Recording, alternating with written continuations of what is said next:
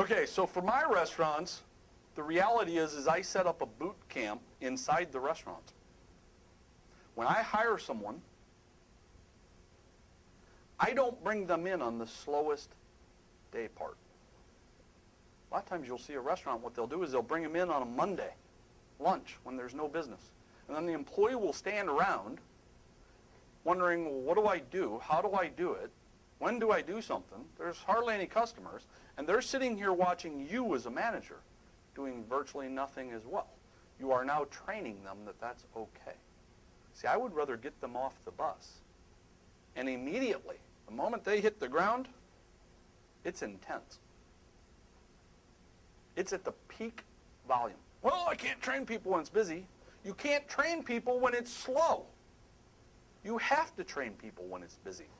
The best thing you can do is bring somebody in on a Friday night dinner, if that's your key day part, while you're getting crushed. There's customers everywhere. There's activity. There's employees everywhere. Everyone's running 1,000,000 miles an hour. And if you blow this person out because it's too intense, I've only spent 1 day in salary paying them. I don't want to go through a bunch of slow Mondays and Tuesdays, and the next week a slow Tuesday and Wednesday, and now I've let a month and a half go by before they've dealt with a peak period, and then the first time I give them a peak period, and the first time we're running 100 miles an hour, they freak and they quit. They run for the door. I've now spent all of those hours of training so that I could teach them how to roll silverware.